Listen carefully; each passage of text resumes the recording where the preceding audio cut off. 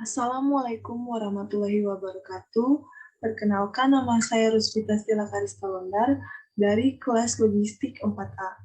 Di sini saya akan menjelaskan tentang analisis kebutuhan kontainer yard di PT Sarana Bandar Nasional Subcabang Samaki.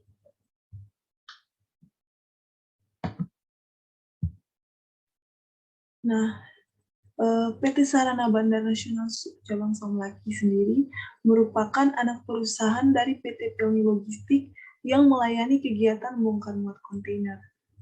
Dengan adanya permintaan arus barang berupa peti kemas yang belum diketahui akan mengalami kenaikan atau penurunan setiap tahunnya, maka perlu dilakukan suatu penelitian untuk mengetahui kebutuhan kontainer yard di PT SBN Samlaki. Apakah kontainer yard yang sudah ada saat ini mampu melayani arus kontainer yang keluar masuk untuk 12 bulan ke depan? Untuk itu, PT SBN sendiri berada pada Jalan Laksamana Yusudarso di Kabupaten Kepulauan Tanimbar. Untuk aktivitasnya itu sebagai penyedia layanan jasa bongkar muat kontainer. Nah, bagaimana cara untuk kita dapat mengetahui berapa banyak arus kontainer pada beberapa bulan ke depan guna untuk mengukur tingkat pemanfaatan atau pemakaian kontainer yard di PT SBN dengan menggunakan metode forecast atau peramalan dan perhitungan yard atau yard occupancy ratio. Nah, selanjutnya ini tujuan dalam analisis yang saya lakukan ini yang pertama adalah untuk mengetahui arus kontainer pada 12 bulan ke depan dengan melakukan peramalan data serta metode apa yang akan digunakan. Yang kedua yaitu mengetahui seberapa besar kapasitas yang dimiliki PT SBN Subcabang Samlaki dalam menampung proses bongkar muat di kontainer yard atau lapangan penumpukan. Nah, untuk itu langkah-langkah apa saja yang saya lakukan dalam melakukan peramalan atau forecasting?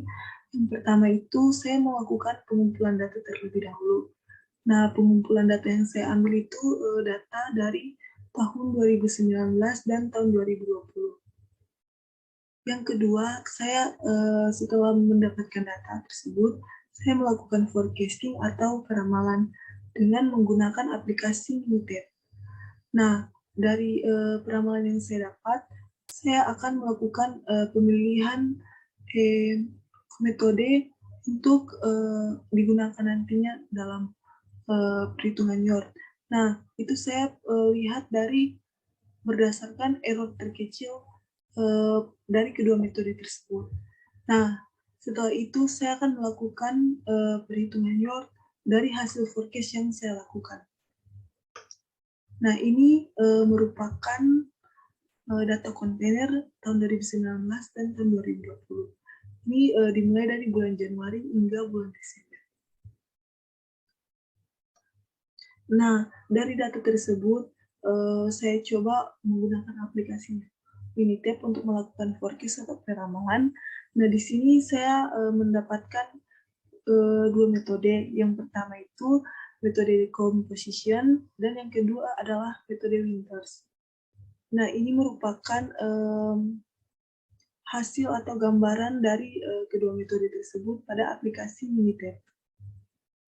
Selanjutnya yaitu pemilihan error terkecil dan hasil forecast.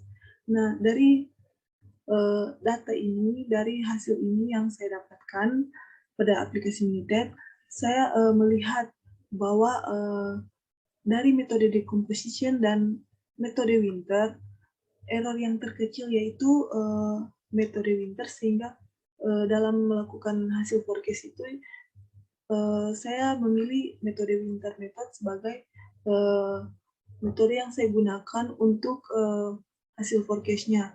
Dilihat dari error terkecil. Nah, dan ini merupakan tabel hasil forecast dari metode Winter sendiri. Dapat kita lihat di sini. Nah, setelah itu, setelah mendapatkan hasil forecast atau peramalan, Di sini saya lanjutkan dengan menghitung kapasitas tersedia pada lapangan penumpukan di PTSBN sendiri. Itu dapat dilihat rumusnya, yaitu luas efektif dikali periode, kemudian dikali tinggi penumpukan, lalu dibagi dengan luas kontainer dan dikalikan dengan milling time. Nah, dari hasil ini, data yang saya ambil pula, saya menjumlahkan dan mendapatkan hasil 29.200 TEUs per tahun untuk kapasitas tersedia di PTSBN sendiri. Setelah itu, setelah menghitung kapasitas tersedia dan mengetahui peramalannya, saya melanjutkan dengan melakukan perhitungan YOR. Nah, YOR sendiri ini atau Yard Occupancy Ratio adalah perbandingan antara jumlah pemakaian lapangan penumpukan atau kontainer yard dengan kapasitas penumpukan yang tersedia. Ini saya ambil contoh, salah satunya itu pada bulan Januari. Nah, kapasitas terpakai pada bulan Januari itu 325, kemudian saya bagikan dengan kapasitas tersedia yang kita tadi ketahui, yaitu 29.200 ini saya jumlahkan, kemudian saya mendapatkan hasil 1% untuk bulan Januari. Dan ini merupakan rekap data untuk perhitungan YOR dari bulan Januari hingga Desember. Bisa dilihat sendiri pada tabel.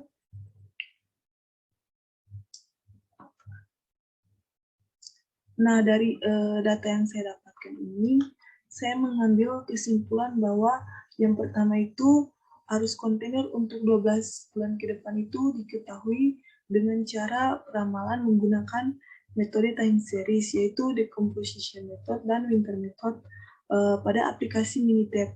Dari kedua metode tersebut, metode winter menjadi metode terpilih, yaitu ditentukan berdasarkan nilai error terkecil dengan nilai error sebesar 27,7.